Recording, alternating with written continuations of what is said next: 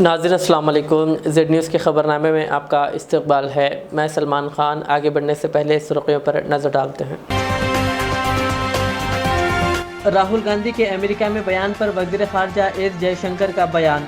कहा, अगर मुल्क में जमहूरियत नहीं है तो इलेक्शन क्यों हो रहे हैं।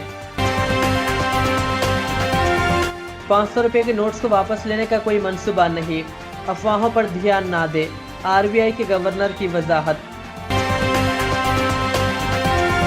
क्या अब CBI लोगों के वॉशरूम में भी दाखिल हो जाएगी, ममता बनर्जी की मरकजी हुकूमत पर तनकीद। CM YS जगन मोहन रेड्डी ने 516 कतरे के ऑटोस को झंडी दिखाकर किया रवाना। तेलंगाना की तश्कील के बाद महबूबनगर जिला काफी तरक्की कर गया, KTR का खिताब।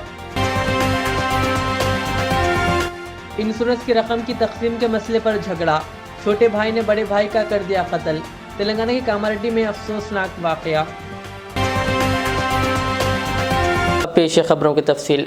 वज़ीर ख़ारजा एस जयशंकर ने कांग्रेस क़ायद राहुल गांधी के दौरे अमेरिका के दौरान इनके तबसरों पर तनकीद करते हुए इस एतमाद का इजहार किया कि BJP ही 2024 के आम इंतखाबात में कामयाबी हासिल करेगी और नरेंद्र मोदी अभी तवील अरसे तक मुल्क के वज़ीर आज़म रहेंगे। डॉक्टर जयशंकर ने यहाँ जवाहरलाल नेहरू भवन में वज़ीर ममलिकत बराए उमूर ख़ारजा V मुरलीधरन और दीगर के साथ मरकज़ में वज़ीर आज़म नरेंद्र मोदी की हुकूमत के 9 साल मुकम्मिल होने के मौके पर एक प्रेस कॉन्फ्रेंस में राहुल गांधी के अमेरिका में किए गए तबसरे के बारे में पूछे जाने पर कहा कि राहुल गांधी की आदत है कि मुल्क की तनकीद बाहर जाकर करते हैं। उन्होंने कहा कि हमारी सियासत पर तबसरा करते हैं कि यहाँ जमहूरियत नहीं है। उन्होंने कहा कि दुनिया भी देख रही है कि हिंदुस्तान में जमहूरियत नहीं है तो इलेक्शन कैसे हो रहे हैं और कोई पार्टी इलेक्शन जीत रही है और कोई पार्टी हार रही है। कहा, अगर यहाँ जमहूरियत ना होती तो एक ही जमात होती और वो इलेक्शन जीत जाती। उन्होंने कहा कि राहुल गांधी बातें बनाने की कोशिश करते हैं। वज़ीर ख़ारजा ने कहा कि हमें इस बात पर कोई एतराज़ नहीं है कि वो मुल्क में कहीं भी जाएं और कुछ भी कहें, लेकिन मुल्क की सियासत को बाहर नहीं ले जाना चाहिए। उनकी आदत है कि वो जब बाहर जाते हैं कि वो देश की आलोचना करते हैं। अब दुनिया हमें देख रही है, देश में डेमोक्रेसी नहीं है तो ये ऐसा परिवर्तन तो आना नहीं चाहिए ना। हर चुनाव का रिजल्ट एक ही होना चाहिए। वैसे 24 का चुनाव रिजल्ट तो वही होगा, हमें पता है। मुझे नहीं लगता कि उनकी क्रेडिबिलिटी उसके कारण बढ़ेगी। उनकी आदत है कि वो जब बाहर जाते हैं कि वो देश की आलोचना करते हैं, हमारी राजनीति के बारे में टिप्पणी करते हैं। पर जो आपका प्रश्न है कि दूसरों पे इसका क्या असर पड़ता है, अब दुनिया हमें देख रही है और दुनिया क्या देख रही है? दुनिया देख रही है कि इस देश में चुनाव होते हैं। चुनाव में कभी एक पार्टी जीतती है, कभी दूसरी पार्टी जीतती है। तो अगर देश में डेमोक्रेसी नहीं है तो ये ऐसा परिवर्तन तो आना नहीं चाहिए ना। हर चुनाव का रिजल्ट एक ही होना चाहिए। वैसे 24 का चुनाव रिजल्ट तो वही होगा, हमें पता है।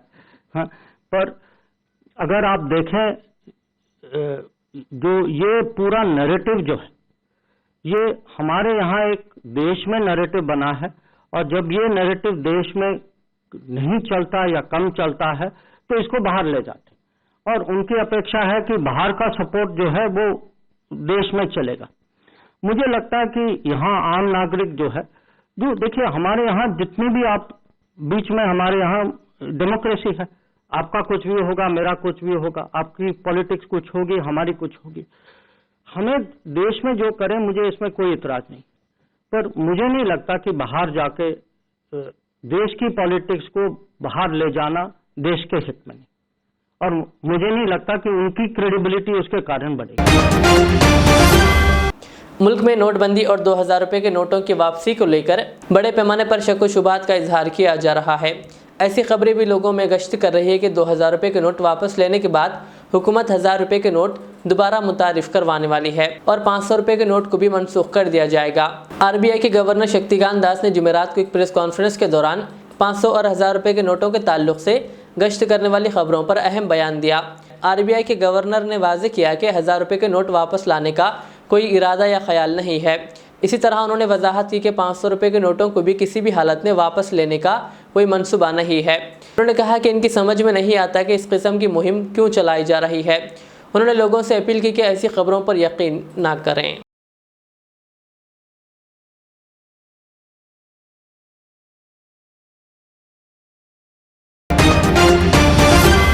शहर हैदराबाद के इलाका निज़ामपेट में टास्क फोर्स पुलिस ने मखसूस इत्तला की बुनियाद पर बालाजी बेकरी पर छापा मारा।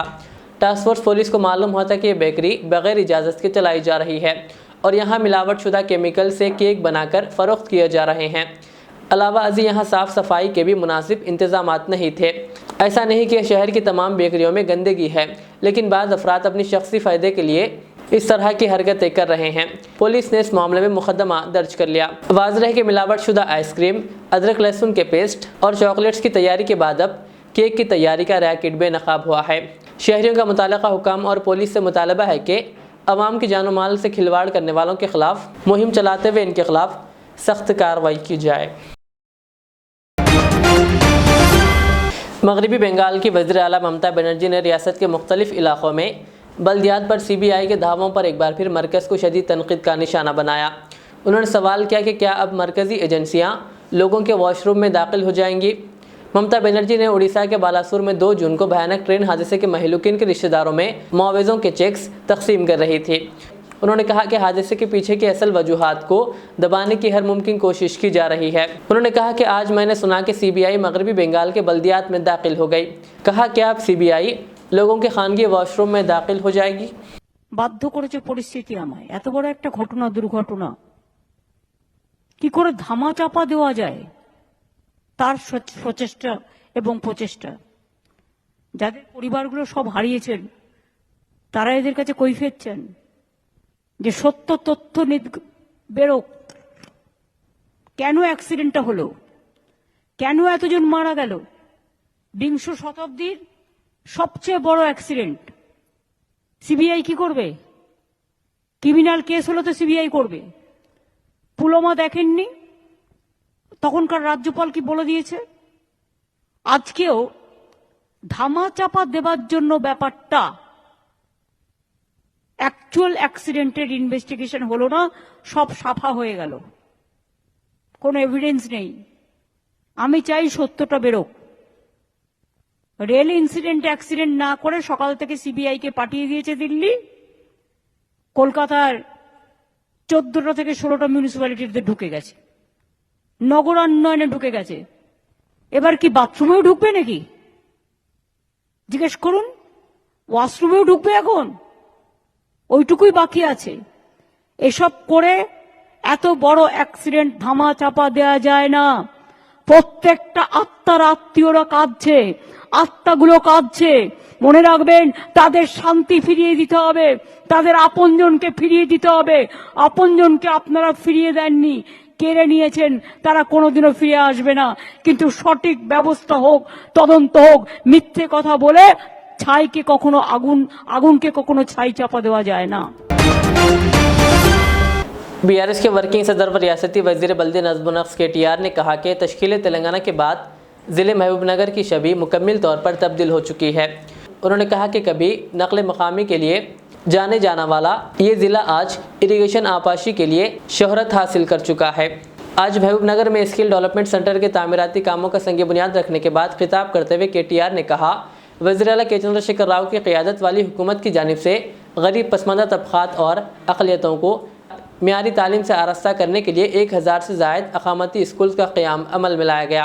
इन इदारों में 6 लाख से ज़ायद तलबा को असली तालीम से आरास्ता किया जा रहा है। उन्होंने कहा कि अब तक इन स्कूल से तालीम मुकम्मल कर चुके कई तलबा को बड़ी बड़ी कंपनियों में नौकरियां हासिल हो रही है।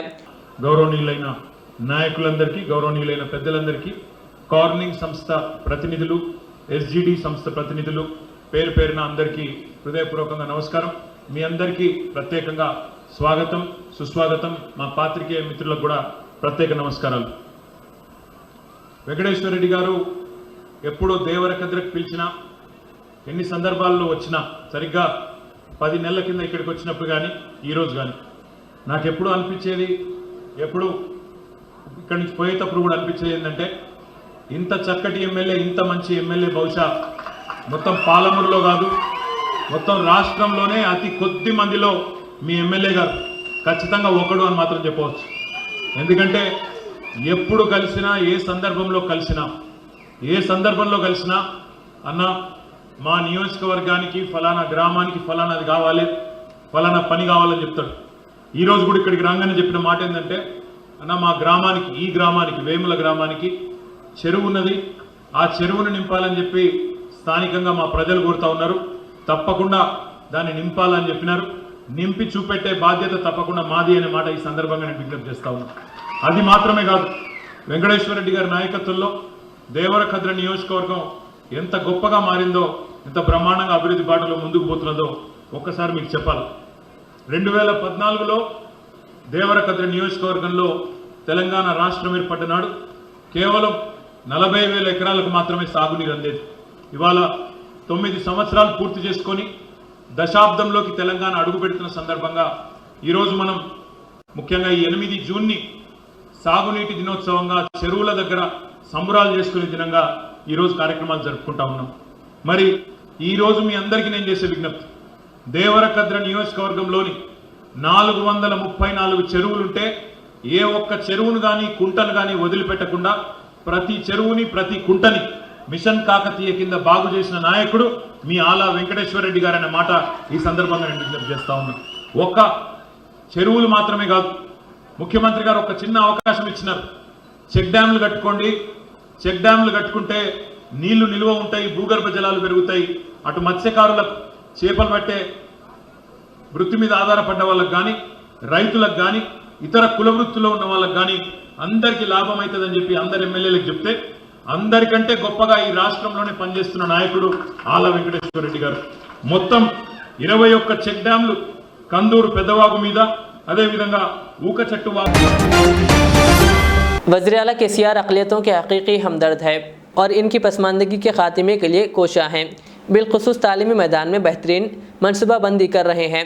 शहर हैदराबाद के बाद निज़ामाबाद में सबसे ज़्यादा अक़लियती अक़ामती इदारे क़ायम किए गए हैं। इन क़यालात का इज़हार रुकन तेलंगाना क़ानूनसाज़ कौंसिल के कविता ने एड़ापल्ली में मुनक़िदा इजलास से मुखातिब के दौरान किया। उन्होंने मज़ीद कहा कि क़ब्रिस्तान के अलावा चंद मसाजिद के मसाइल हैं, इनकी भी बहुत जल्द एक सुई अमल में लाई जाएंगे। रुकन कौंसिल ने कहा कि तेलंगाना में CM KCR के जरिए नाफिज करदा फलाह बहबूद और तरक्की के नताइज रियासत भर में नजर आ रहे हैं। उन्होंने कांग्रेस कायदीन को चैलेंज किया कि वो घर घर जाकर देखें कि रियासत के अवाम को फल कैसे मिल रहे हैं। उन्होंने कहा कि तेलंगाना ने बेहतरीन हुक्मरानी के जरिए मुल्क के लिए एक मिसाल कायम की है। उन्होंने तनकीद करते हुए कहा कि मिशन काकतिया स्कीम के नकल करने वाले दूसरा नाम रखकर मरकजी हुकूमत की जानिब से नाफिज किया गया। उन्होंने कहा कि इनका प्रोग्राम नाकाम हो गया और मरकजी हुकूमत की जानिब से फंडिंग की कमी की वजह से मुल्क में तलाबों को बेहतर नहीं किया जा रहा है। उन्होंने कहा कि नकल करने के लिए भी अकल की ज़रूरत होती है। उन्होंने याद दिलाया कि 75 साल कबल मुत्तहिदा आंध्र प्रदेश की तश्कील से पहले तालाबों का क्या हाल हुआ करता था और तालाब से लोगों की ज़िंदगी अजीरन रहती थी। इस मौके पर प्रोग्राम में इनके हमरा बोधन के रुकन असम्बली शकील आमिर और दीगर मौजूद थे। गरीबी जो पसमानदगी है KCR साहब जानते हैं, इसीलिए वो अक़लियतों के हमदर्द है। इसीलिए बहुत ज़्यादा स्कीम्स अक़लियतों के लिए अलग से उन्होंने कायम किया है। वजीफे जो थे वो 1000 रुपये के थे, उसको बढ़ाया है। हमारे तालीम के ऊपर, बच्चों के ऊपर तवज्जो देने की ज़रूरत जो थी, इसीलिए हैदराबाद के बाद ज़्यादा से ज़्यादा स्कूल निज़ामाबाद में KCR साहब ने माइनॉरिटी बच्चों के लिए दिया है। और ऐसे बहुत सारे प्रोग्राम्स हैं, जैसे हमारे MLA साहब ने भी पूछा है, ग्रेवयार्ड्स का मसला है, थोड़े मस्जिदों के मसला है, वो सारे चीजें भी एक एक करके हल हो रहा है और आगे चल के भी वो चलाएंगे। आंध्र प्रदेश के वज़ीर आला YS जगन मोहन रेड्डी ने जुमेरात के रोज CM ऑफिस में CLAP के तहत 516 ई-ऑटोस को झंडी दिखाई। 22.18 करोड़ मालियाती इन 516 ई-ऑटोस को रियासत के 35 बल्दियात में मुतय्यन किया जाएगा, जहां माहौल दोस्त अंदाज में इन ऑटोस के जरिए कचरा हासिल किया जाएगा। जगन मोहन रेड्डी, जिन्होंने अपने इक़्तिदार के 4 साल मुकम्मिल किए हैं और मुख्तलिफ सरकारी स्कीमात के तहत अब तक सैकड़ों गाड़ियों को झंडी दिखा चुके हैं। इसी तरह उन्होंने साल 2020 में 108 एम्बुलेंस और 104 मोबाइल मेडिकल पॉइंट्स के तहत जुमला 1088 एम्बुलेंस को झंडी दिखाई थी। इसी तरह उन्होंने 2021 में आरोग्य सेवा के तहत 175 वेटरनरी एम्बुलेंस को झंडी दिखाई। तेलंगाना के वज़ीर जंगलात इंदिरा करण रेड्डी ने कहा कि वज़ीर आला के चंद्रशेखर राव की क़ियादत में BRS हुकूमत रियासत में जंगलाती ज़िंदगी के तहफ़्फ़ुज़ और सरसब्ज़ व शादाबी में इजाफे के लिए मसाई कर रही है। उन्होंने कहा कि माहौलियात के तहफ़्फ़ुज़ के हिस्से के तौर पर सरसब्ज़ व शादाबी के प्रोग्राम हरीता हारम शुरू किया गया है। उन्होंने ज़ोर देते हुए कहा कि हम पहले ही हदफ से तजावुज़ कर चुके हैं और ये सिलसिला मुसलसल जारी रहेगा। उन्होंने कहा कि हर ग्राम पंचायत और म्यूनसिपैलिटीज़ में नर्सरियाँ कायम की जा रही है और पौधे लगाए जा रहे हैं। वज़ीर मौसूफ ने निर्मल ज़िला मुस्तक़र में बाज़ाज़ा मीडिया से बात करते हुए उन्होंने कहा कि तेलंगाना हुकूमत के जंगलात के तहफ़्फ़ुज़ के इक़दामात की वजह से ही जंगली जानवरों की तादाद में इजाफा हुआ है। वज़ीर मौसूफ ने कहा कि ज़िला निर्मल मुस्तक़र को सयाहत के तौर पर तरक्की दी जा रही है। वाराणसी की ज्ञानवापी मस्जिद में पूजा की इजाज़त देने की दरख्वास्त करने वाली ख़वातीन के दरमियान इख्तलाफात पैदा हो गए हैं। शिवलिंग के पूजा की इजाज़त देने के लिए अदालत में दरख्वास्त दायर करने वाली 5 ख़वातीन में एक खातून ने अचानक अपनी दरख्वास्त वापस लेने का ऐलान करते हुए साथ ही दरख्वास्त गुजारों पर हरासमेंट करने का इल्ज़ाम आयद किया। 5 ख़वातीन ने ज्ञानवापी मस्जिद में शिवलिंग की पूजा करने की इजाज़त देने के लिए अर्जी दायर की थी, लेकिन इस ग्रुप की एक दरख्वास्त गुजार राखी सिंह ने इस केस से अपनी दरख्वास्त वापस ले ली। हैदराबाद के आसिफ नगर पुलिस स्टेशन का फेसबुक पेज हैक कर लिया गया और इस पर मुखरिब अखलाक वीडियोस अपलोड कर दी गई, जिस पर फौरी तौर पर साइबर क्राइम स्टेशन से शिकायत कर दी गई। हुक्काम की कोशिशों के बावजूद आखिरी इत्तलात तक वीडियोस इस पेज पर नजर आ रही थी। पुलिस इस हरकत के पसे पर्दा साइबर जराइम में मुलविस अफराद के मकासद को मालूम करना चाहती है। इस सिलसिले में पुलिस तहकीकात कर रही है। मालूम हुआ कि यह हरकत कल रात की गई और एक साथ कई वीडियोस अपलोड कर दिए गए। जुनूब मगरिब मानसून की हवाएं रियासत केरला से टकराई है। हिंदुस्तानी महकमा मौसमियात ने बाज़ाब्ता तौर पर आज दोपहर 12 बजे ऐलान किया कि मानसून मुल्क में दाखिल हो गया है। महकमा मौसमियात ने इंकशाफ किया कि ताहम नामुवाफ़िक़ मौसमी हालात के बायस मानसून मुल्क में एक हफ्ता ताख़िर से पहुँचा है। महकमा मौसमियात ने कहा कि मानसून लक्षद्वीप केरला तक फैल गया है। IMD ने कहा कि मौसमी हालात जुनूब मगरिब मानसून के अगले दिनों में कर्नाटक और तमिलनाडु में मुंतकिल होने के लिए साजगार है। इनके एक हफ्ते के अंदर रायलसीमा में दाखिल होने का इम्कान है। मानसून की हवाएं जो केरला तक पहुंच चुकी है, इसे तमिलनाडु और कर्नाटक अबूर करने और AP और तेलंगाना रियासतों में दाखिल होने में मज़ीद एक हफ्ता लगने का इम्कान है।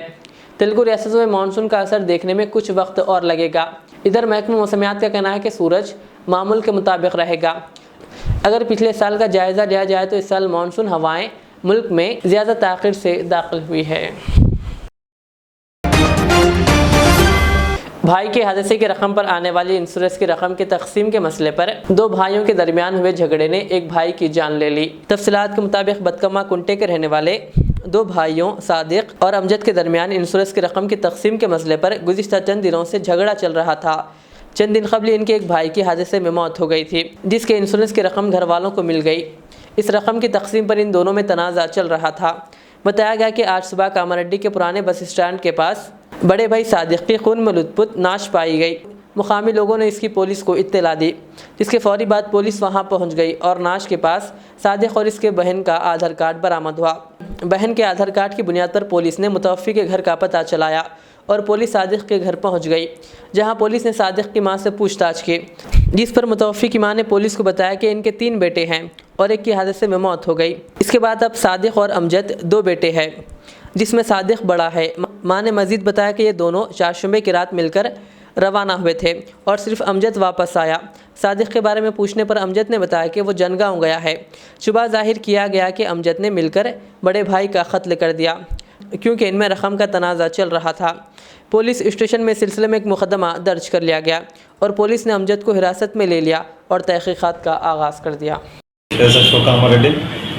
నిన్నటి రోజు ఈరోజు ఉదయం ఓల్డ్ బస్ స్టాండ్ దగ్గర ఒక వ్యక్తి చనిపోయినట్లుగా మాకు సమాచారం రాగా మేము వెళ్ళి చూసేసరికి అక్కడ రక్తపు గాయాలతోటి ఒక అతను రాయితోటి కొట్టి చంపినట్లుగా ఉండటంతో అక్కడ మృతుని యొక్క చుట్టుపక్కల చూడగా అక్కడ 2 ఆధార్ కార్డులు దొరకడంతో 2 ఆధార్ కార్డులను వెరిఫై చేయగా ఒక మృతుని యొక్క పేరు సాదిక్ అలీని పక్కన వాళ్ళ సిస్టర్ది ఆధార్ కార్డు వెరిఫై చేయగా అందులో వాళ్ళ సోదరి యొక్క ఫోన్ నెంబర్ దొరకడంతో సోదరికి ఫోన్ చేసి విచారించగా సోదరి తన పేరు సాదిక్ అని తెలిపి అదేవిధంగా మాకు మా ఇంట్లో డబ్బుల గురించి గొడవలు జరుగుతున్నాయని చెప్పేసి వాళ్ళ యొక్క తల్లి బతుకమ్మ కుంటలో ఉంటుందని తెలపడం జరిగింది.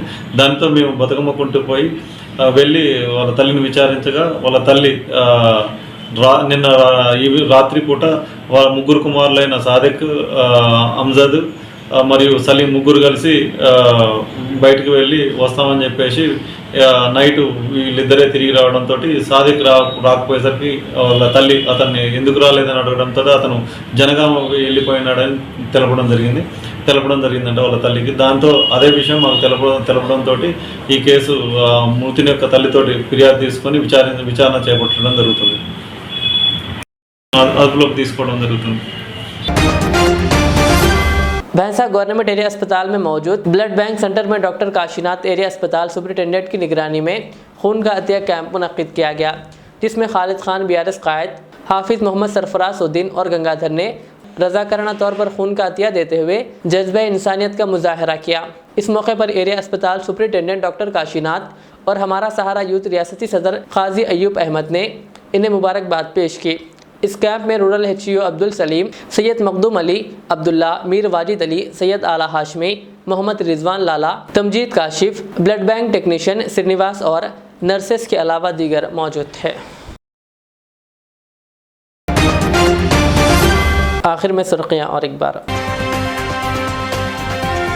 राहुल गांधी के अमेरिका में बयान पर वज़ीर ख़ारजा एस जयशंकर का बयान, कहा अगर मुल्क में जमहूरियत नहीं है तो इलेक्शन क्यों हो रहे हैं।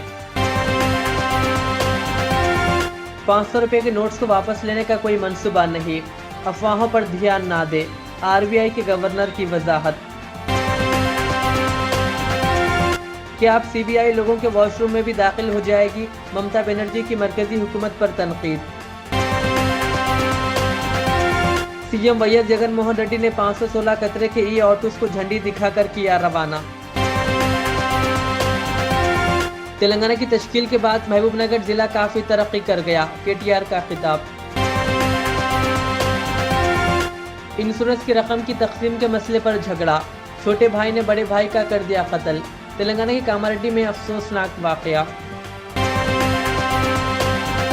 ये थी आज के दिन भर की हमारी खबरें। मुझे इजाज़त दीजिए। हमारे AZ चैनल को YouTube पर सब्सक्राइब, फेसबुक पर लाइक शेयर ज़रूर करें। अल्लाह हाफ़िज़।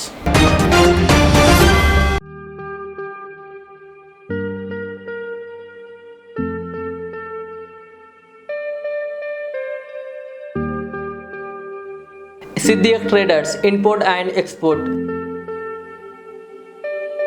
जहां सऊदी, दुबई, सिंगापुर, मलेशिया व दीगर ममालिक के मुख्तलिफ अक़साम के मलबूसात, बुर्क़े, अतर, अरबा चप्पल, तैबन का मजमुआ दस्तयाब है। मियारी और आला अक़साम की अशियाए ज़रूरिया, जैतून का तेल, ड्राई फ्रूट्स व दीगर इम्पोर्टेड सामान के लिए अभी चले आएँ। सिद्दीक ट्रेडर्स, मुस्तफ़ा नगर, फलकनुमा, हैदराबाद। हमसे रब्ता करें 9951385112। मेहनत, लगन, निफासत का हसीन मरकज जौहरी, क्राफ्टेड जस्ट फॉर यू। मियार और एतमाद की रिवायत, जेवरात ऐसे कि आपका दिल जीत ले। जौहरी के दिलकश डिजाइन आपको दूसरों से मुनफरिद बनाए। हम हर किस्म की डिजाइन की ज्वेलरी ऑर्डर्स पर भी बनाते हैं, कोई यूं ही नहीं बनता। जौहरी दुनिया भर के 15,000 से ज्यादा के डिजाइन मौजूद हैं, जो आपके दिलों को भाएं। इतने खूबसूरत डिजाइन की ज्वेलरी कहीं और न मिले। कारीगरी के असली मायने आपको जौहरी पर तशरीफ लाने पर ही पता चलेंगे। हर 916 हॉलमार्क ज्वेलरी पर only 4.9% wastage, no making charges. Jauhari, crafted just for you. Gold, diamonds and platinum. Opposite Success School, 7 Toms Road, Toli Chowki, Hyderabad.